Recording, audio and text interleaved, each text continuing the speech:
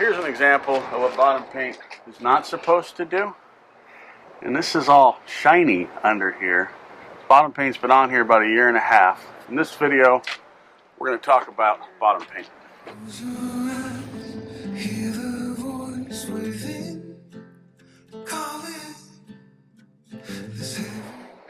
There's another spot right there. There's another spot right here. Another spot right here. Come and look. Paint's falling off right here, falling off here. This is not from hitting stuff. And there's some more rub right here. This stretch right here might actually be from crab pot lines running along the side of the boat. So the thing with bottom paint, right, is on a fiberglass boat you use a copper-based paint. It could be 40, 50, 60% copper content in the paint. The paint that comes with the boat is usually at least 2 coats, and the surface has to be prepped. Looking at that back here specifically, what we see is this is shiny. It feels smooth. This is just gel coat that I think whoever put this on just painted on top of the boat. You have to scuff this. You have to sand it, and that way the paint has something to stick to. Gel coat's not very sticky, right? And hence the paint's just falling off. So the only way to really fix this is to actually sand it all off down to the gel coat, scuff the gel coat, and then reapply the paint. So that's what they've started to do over here. You see, but if you look all the way down the hull, there's more right here. The paint's just falling off everywhere. So we repainted channel surfing. So we bought channel surfing. I had the factory put bottom coat on the bottom paint on the boat because we didn't buy with the trailer, so we're in salt water all the time. And so they prep the bottom. You usually sand all the gel coat, and then you put your 2 coats of bottom paint. Sometimes you put an epoxy coat on first, and then you put your 2 coats of bottom paint. I will tell you, on the R27 outboard, the factory, at least in Washington State with the dealer, they use Seahawk AF33 is the paint that they would use.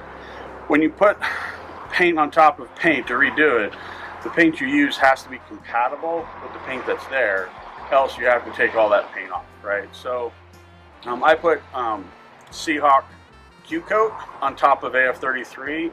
There's a compatibility chart, and it is compatible to do that. It takes 1 gallon of paint to do 2 coats on the bottom of an R27 outboard. Right, the paint's rather expensive. I want to say $330 a gallon roughly. In a perfect world, if paint wasn't so expensive, you would use 2 colors. Like I have a light gray boat, so I might do like a red first coat and then a black second coat. And that way, when I get halfway through the bottom paint, the red would start to show through. In my case, I just did black, so I did 2 coats of black. So, if you do 2 coats of the same color, I've got some photographs of a red boat where the paint was done properly. It's just, it's been too long. You'll start to see little speckles that'll start to show through the hole coming through it. And that's just the bottom paint's ablative, which means it falls off the boat.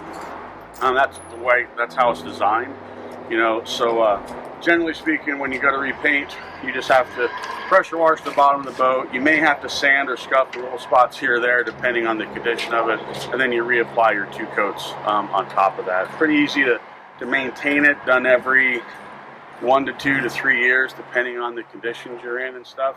One thing I like to talk about is covered moorage versus uncovered moorage, right? So covered moorage, while it's a little bit more expensive, it actually saves your bottom paint because it keeps the sunlight from touching the water line, and that detracts growth, right? So generally speaking, this boat in particular is in a covered slip. He's been in the water for 2 years. You can see he doesn't have a lot of growth in the bottom.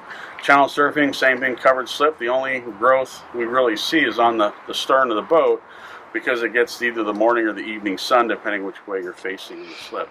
If you're out in the open in an uncovered slip, your bottom paint's going to have to get done more often because the sunlight hits the entire water line and will cause growth to occur. Other thing to talk about is the outboards. Now on this boat, the outdrive is not bottom painted. But you notice this 1-inch gap right here? This is by design.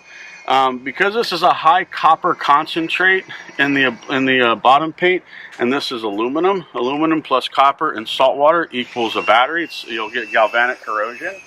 So that 1 inch gap is to prevent the copper from getting close to the aluminum, so there's no galvanic corrosion.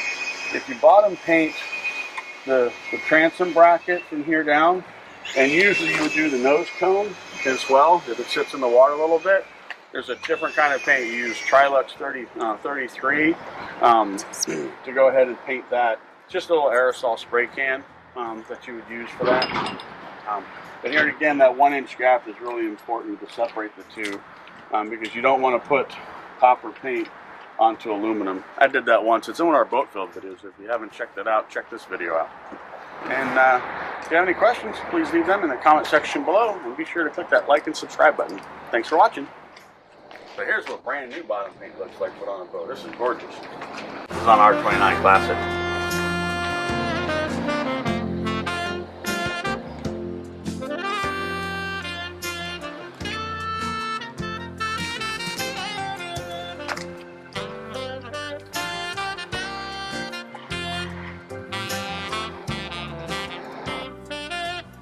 If you enjoyed watching this video, click the screen to watch another.